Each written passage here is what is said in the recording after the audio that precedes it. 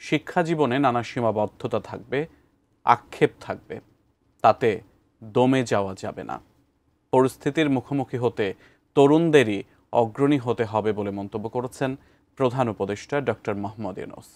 দুপুরে রাজধানীর তেজগাঁওয়ে প্রধান উপদেষ্টার কার্যালয়ে আয়োজিত বাংলাদেশ স্কাউটসের কাব কার্নিভালের উদ্বোধনী আয়োজনের অংশ নিয়ে এসব কথা বলেন তিনি। গণপ্রজাতন্ত্রী বাংলাদেশ সরকারের মাননীয় প্রধান উপদেষ্টা বাংলাদেশ স্কাউটসের কাপ কার্নিভালের উদ্বোধন এবং শাপলা কাপ অ্যাওয়ার্ড বিতরণ অনুষ্ঠানে প্রধান উপদেষ্টা ডক্টর মোহাম্মদ ইউনূস।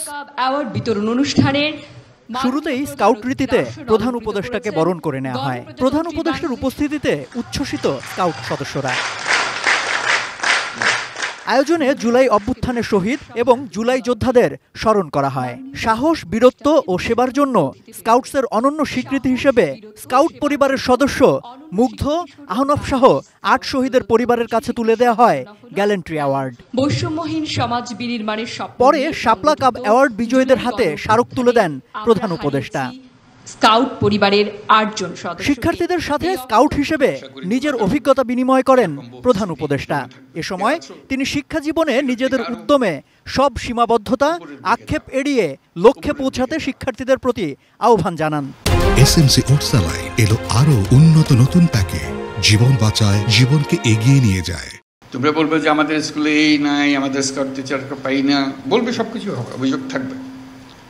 আমি যেটা বোঝানোর চেষ্টা করলাম, বন্ধ দরজার দিকে খালি ইঙ্গিত করে যে আমাদের জন্য দরজা বন্ধ, আক্ষেপের মধ্যে থেকে গেলে এটা হবে না।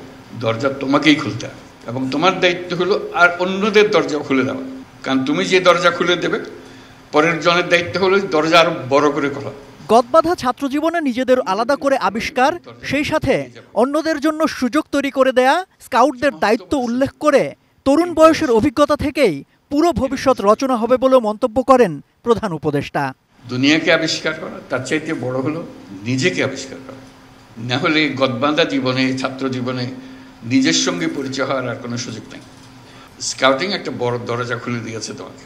সারা ভবিষ্যৎ রচনা হবে তোমাদের এই ভবিষ্যৎ, এই বয়সের অভিজ্ঞতার মাধ্যমে। ঠিক আছে,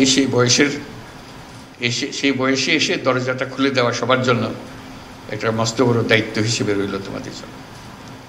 সম্রাট আনোয়ার, এটিএন নিউজ, ঢাকা।